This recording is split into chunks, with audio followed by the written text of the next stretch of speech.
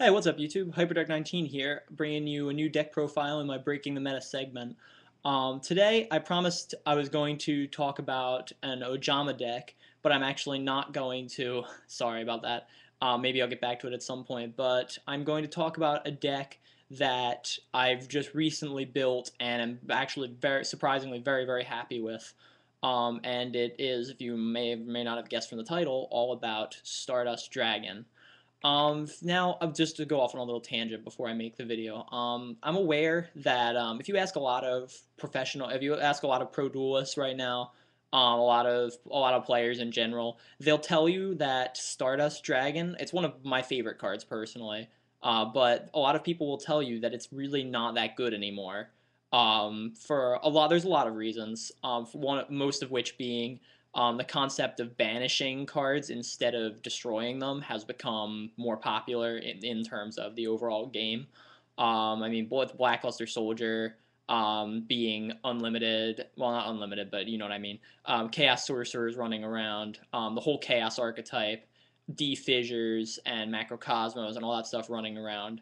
Yeah, it's just become a very hostile environment for Stardust Dragon, especially for destroying things, for its effect being triggered when it destroys things, being sent to the graveyard and getting removed, all that kind of, and warning, and solemn warning coming out is the death of Stardust. So really, a lot of players have think a lot of players think that Stardust Dragon has fallen off the competitive map and are no longer including it in their decks. I'm here to not only promote the use of Stardust Dragon again, but to go for a rather unconventional reason, which, if you may or may not have guessed from the title, is Stardust Dragon Assault Mode. And if you don't know what that is, well, I'll show you in a minute.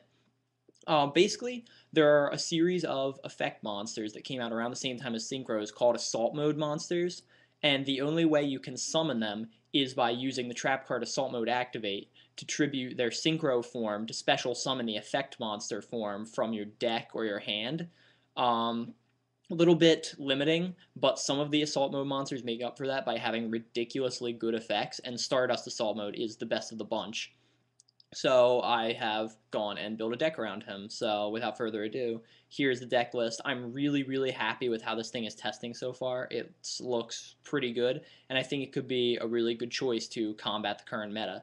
But we'll see. So first off, in the deck, we have two copies of the star card, Stardust Dragon Assault Mode. Now, if you don't know what this card does, it has 3,000 attack, which is a 500-point improvement over Stardust Dragon. One of Stardust Dragon, the Synchro form's biggest downfalls is that it has a relatively low attack for a level 8 monster, especially a Synchro, and makes it very easy to run over in battle. Stardust Assault Mode does not have that problem. 3,000 attack beats pretty much anything in the game. And its effect is amazing. Stardust Dragon can only negate destruction effects, whereas Stardust Assault Mode can negate anything. Monster, trap, or spell effects activated activated on the field. As long as that card is still on the field and Assault Mode can destroy it, then it can and it will. It is very good. If you play this thing first turn, which with this deck, as you'll see, is very possible, there's no stopping you, really, because this card just stops everything. It's really quite amazing and a very overlooked card. So yeah, I mean, it's the star of the deck. You got to have two. It kind of sucks if you draw it because, like I said, there's really no other way to summon it other than Assault Mode Activate. Well, if you're gonna play a card that's awesome, you got to make room for it in your deck. So I mean, you got to live with it. If you draw it, I mean, it kind of sucks, but whatever. This deck has a very high probability of summoning this card first turn, like I said. So yeah, it's pretty good. And two copies, I wouldn't want to run one, just because what if you do have to discard it? So yeah, two copies, Stardust Assault Mode, star card. Then next up, we have a hero lineup to support this deck. We have Elemental Hero Stratos. In my last video, I talked about how good this card is. I don't have to go over it with you. Stratos is amazing. Searches out your destiny. This is only the actual, the only actual elemental hero in this deck. The others are destiny heroes, and I'll show you them momentarily. Next up, we have two copies of Destiny Hero Malicious. Pretty obvious combo with Destiny Draw and Stratos. So, and you know how good this card is, especially in synchro-based decks when you have level 2 tuners, which I do. So you can instantly make a level 8 monster if you have the right combination of cards. So, too malicious. Next up, we have one copy of Destiny Hero Diamond Dude. He's a 4-star. This deck has the advantage of having 4-star tuners, which not a lot of people play, so it makes a lot of synchros a lot easier to summon. So Diamond Dude can definitely synchro for a level 8, and also has a pretty BA effect that works well with this deck because there are a lot of normal spells. But also you kind of need to fill up the space, and he's really like one of the only other good Destiny heroes out there. So yeah, Diamond Dude's pretty good. And next up, for the heroes, you have one copy of Destiny Hero Fearmonger. Now, this guy is a little bit obscure. If you don't know what he does, he's another level 4. So, like I said, excuse me, good for synchros. He has 1,000 attack, 1,000 defense. Not really great stats at all. But he's searchable, like Diamond Dude, and Malicious with Mystic Tomato, which is included in this deck. So, it makes a pretty good combo because when this guy's destroyed in battle, during your next standby phase, you can special summon a Destiny hero from your graveyard, except him. That would be pretty cheap. But yeah, it's special. It doesn't special summon during your turn, so I mean you won't be able to block an attack with what you summon. So it doesn't pay off right away, but you special summon during your standby phase, so you still have normal summons and other special summons to consider. And yeah, I mean this guy can bring back your Diamond Dude or your Malicious. So yeah, he can be pretty good. Also, by bringing it back during your own standby phase, you get rid of the possibility of them immediately killing whatever you bring out. Then you won't be able to use it. So, especially with Diamond Dude, that's pretty good. It's because you would get the chance to use his effect at least one more time. So yeah, one copy of Fearmonger, just for some diversity, and I like him. Next up, because this is an Assault Mode deck, 3 copies of Assault Beast. This card, if you don't know what it does, it's a Earth level 4, 1900 attack beater. With the additional effect of if you discard it from your hand, you can add the trap card Assault Mode Activate from your deck to your hand. Good searcher for the Assault Mode Activate. Like I said, the main point of this deck is to summon Stardust Assault Mode and use it to win. So you pretty much need 3 of these guys if you're going to play an Assault Mode deck with any consistency at all. So yeah, 3 copies of Assault Beast. And it would be awesome if he was a tuner, but he's not. But you can tune with him, and he's a great searcher. So yeah, pretty good, especially with this next card. 2 copies of Rose Warrior of Revenge. This is the level 4 tuner that I was mentioning. The stats are okay, and the effect is meh, kind of, I mean, 300 more damage whenever it does damage is okay. 1600 attack. You're not going to win many contests, but like I said, the biggest thing about this card is it is a level 4 tuner, which most people do not play. So this gives you a lot of good combos. With Mind Control, you can steal your opponent's level 4, play this, make Stardust, play Assault Mode Activate, and you've got Stardust first turn. Assault Mode first turn. So yeah, very good card. Also combos very well with Summoner Monk, which is in this deck. So you can make an instant level 8 as long as you have a spell card in your hand. So yeah, very good card, essential to the strategy. Next up, for more tuners, we have one copy of Gale the Whirlwind. Mostly because, what's a 3-star? You'll see why the varying level stars are important in a minute. But yeah, it has a awesome effect. You know Gale is awesome. And also you can make Blackwing Armor Master, which is one of the better synchros out there. So yeah, just having a tech copy of Gale is really cool. You can use their stuff to have. You can have things run over your opponent's monsters with Stardust if they're bigger than it to start with. And yeah, Gale's just pretty awesome. And he's dark, so you can search him. So, I mean, what's not to love? Next, last for the tuner lineup, we have 2 copies of Krebons. This is an old school psychic tuner, 2 stars, 1200 attack, so it's decent for a level 2 monster, with the ability to negate an attack by paying on him by paying 800 life points. You can use this guy as kind of a Spirit Reaper-esque blocker by continually paying life points like that. It might not last as long because they're going to want to get rid of it. And it's a lot easier to get rid of, especially if you have low life points.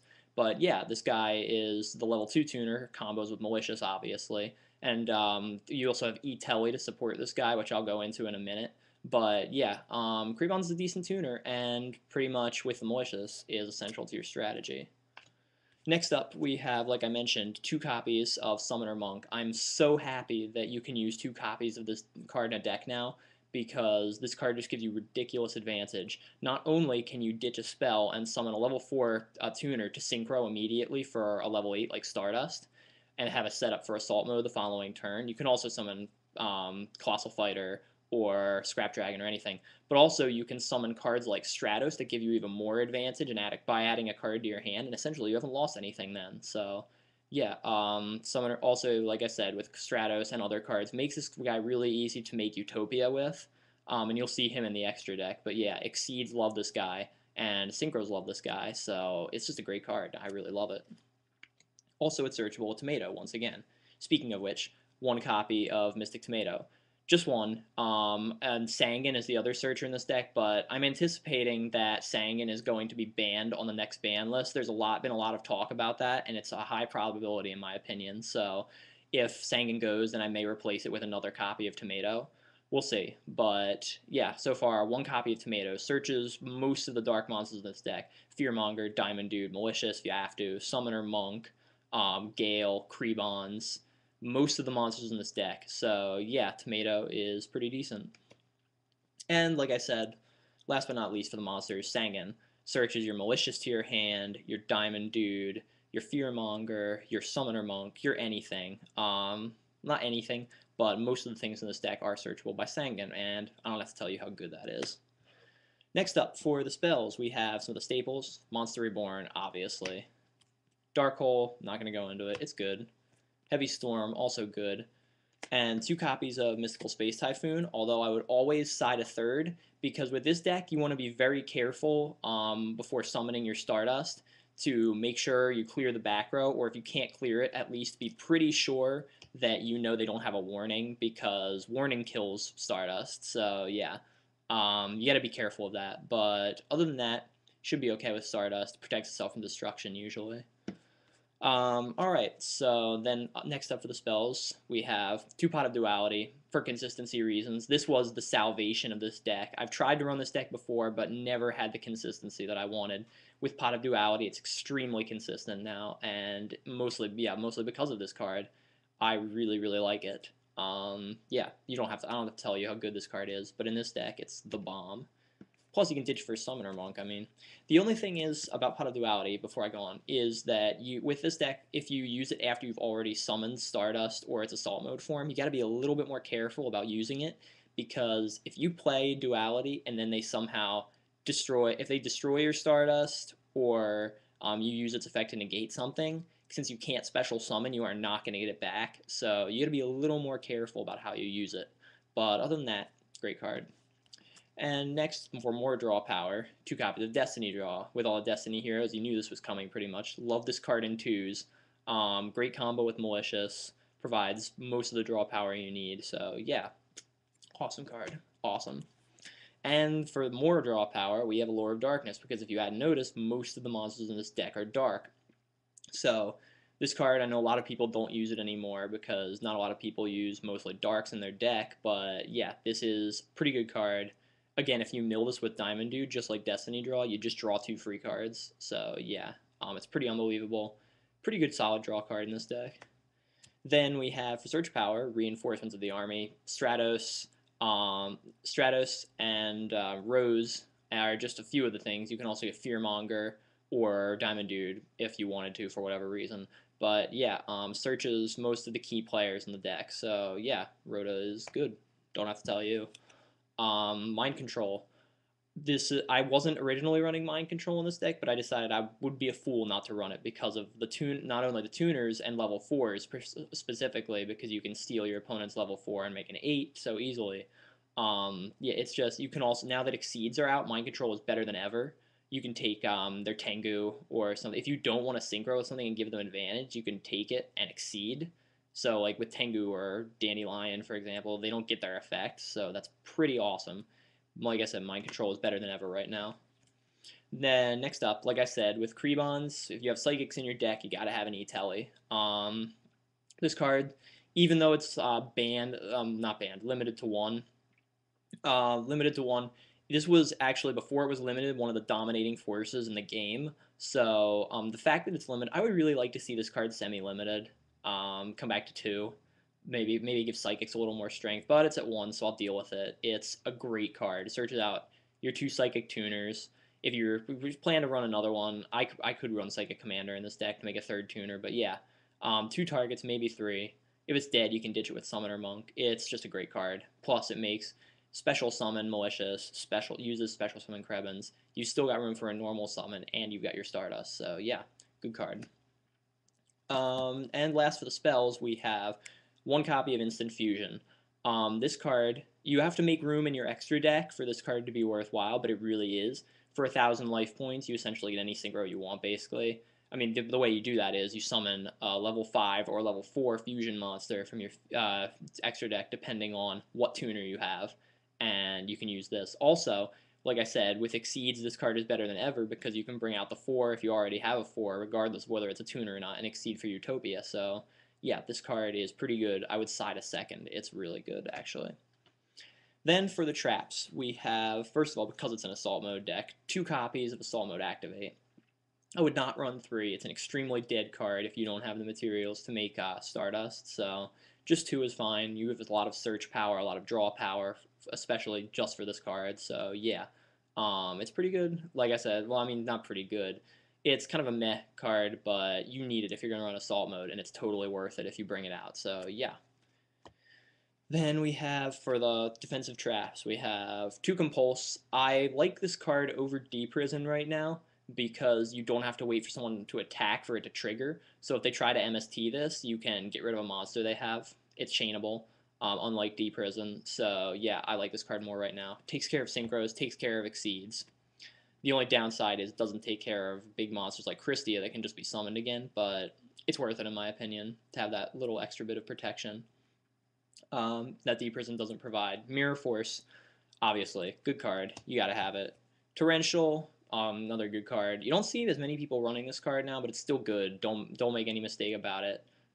Very good for defensive purposes. And, of course, Solemn Judgment. It's solemn. God says no. Stop anything. Pretty good, safe thing to have in the back. So, that is it for the deck. We'll just go through the extra deck really quickly. It's mostly pretty obvious. One Catastor. I mean, obviously, Catastor's good. I don't have to tell you. Brio. Brio's good especially in this deck because of the 2s and 4s. You can make it really easily. Also, it lets you discard stuff. So if you have a dead Malicious sitting in your hand, you can get rid of it and maybe summon the other one next turn. Or the same turn even. So yeah, Brio's good. Gaia Knight. I recently discovered that I actually had this card. So yeah, I would run this over Iron Chain just for that extra 100 points of attack. Running over your opponent's Stardust with this card, or something similar like Lagia or Dolka with this guy is pretty satisfying. So yeah, Gaia Knight, definitely a good 6. And then one Black Rose, obviously, good safety net. You blow up the field, good stuff. One Scrap Archfiend, because you can make 7s a lot in this deck. And Archfiend is similar to Gaia Knight in that he's just a big beat stick that runs over a lot of stuff. And last for the 7s, we have Blackwing Armor Master. Like I said, with Gale, if you're running Gale, you have to run this guy. He's really good. Very underrated synchro monster, and just a very good card overall. And for the 8s, we have Colossal Fighter. You may be in doubt over this guy because with the new ruling, he's not allowed to special summon himself back to the field, so he's not quite as good now.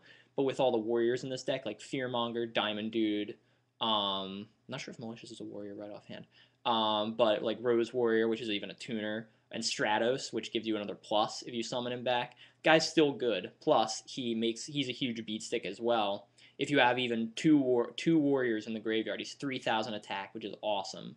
And with more, he just gets stronger, even those in your opponent's graveyard. So if you're playing against heroes and you summon this guy, they're pretty effed. So yeah, Colossal's good, still good despite its new rulings. Makes a good partner for Stardust. And then Scrap Dragon, I mean, obviously, it's a great level 8. You get a lot of cards, you summon a lot of cards specialing in this deck, so you can pop stuff with this guy's effect, no problem. Good stuff. Then I have 2 copies of Stardust Dragon. It will be 3 as soon as I get the 3rd. Traded it away stupidly a while ago. But yeah, 3 copies of Stardust. It's like, not only is it a pretty good card still, like I said, but you have to have 3 to make the Assault Mode form consistent. So yeah, I mean, if they Solemn 1, you've still got 2 more in the wings. And also, I'm planning on running Malefic Stardust in the side deck along with Skill Drain. So yeah, you need 3 of these guys. You're going to play Malefics especially. the great thing about Stardust Dragon in Assault mode is that, according to Skill Drain's rulings, doesn't like much like Thunder King Ryo, Skill Drain does not turn off Stardust effect or its Assault mode form.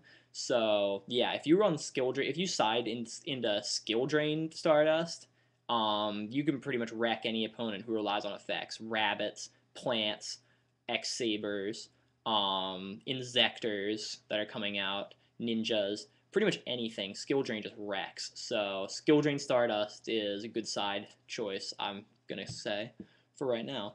Then we move on to the fusions. These are only in here for instant fusion targets. We have Elemental Hero Mariner, who's the level 5, and Carbolana Warrior, who's level 4.